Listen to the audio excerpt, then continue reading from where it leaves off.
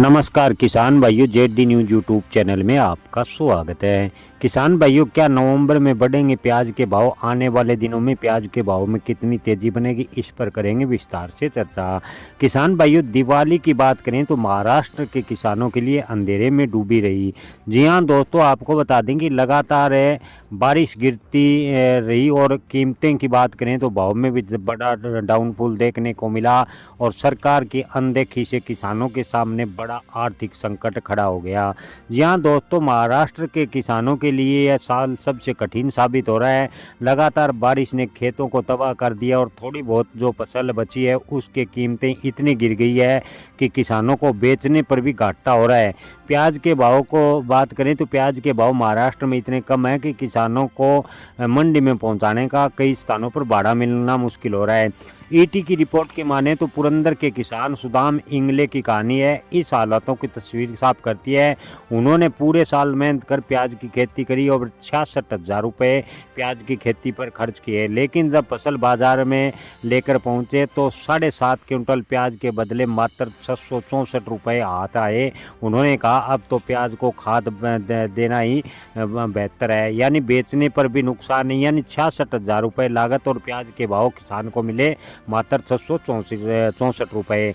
जी हाँ किसान भाइयों, आने वाले दिनों की बात करें तो एशिया के सबसे बड़ी मंडी प्याज लासलगांव के हालात कुछ खास नहीं है। यहाँ प्याज की कीमतें 500 से 1400 रुपये प्रति क्विंटल के बीच, यानी औसत 10 से 11 रुपये प्रति किलो बनी हुई है। आपको बता दें कि नासिक के एक अधिकारी के अनुसार इस वर्ष से प्याज की 80% तक प्याज फसल बर्बाद हो चुकी है और किसानों को बड़ा नुकसान उठाना पड़ा है।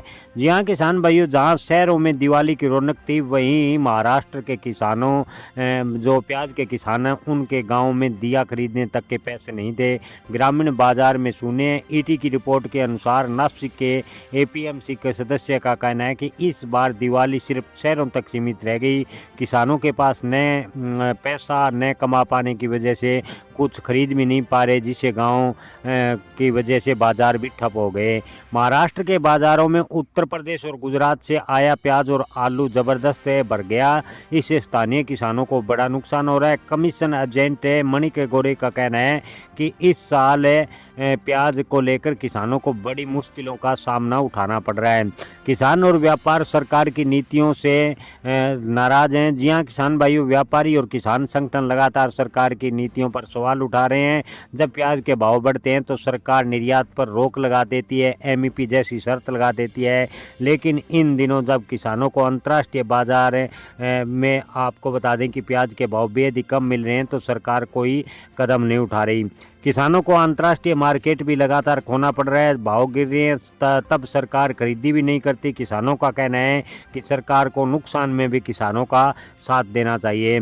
किसान भाइयों, आने वाले दिनों में क्या प्याज के भाव बढ़ेंगे? तो किसान भाइयों, ईटी की एक रिपोर्ट के अनुसार त्योहारों के बाद प्याज के भाव में तेजी बन सकती है, लेकिन इससे किसान कितना फ़ायदा उठा पाएंगे ये कहना मुश्किल है।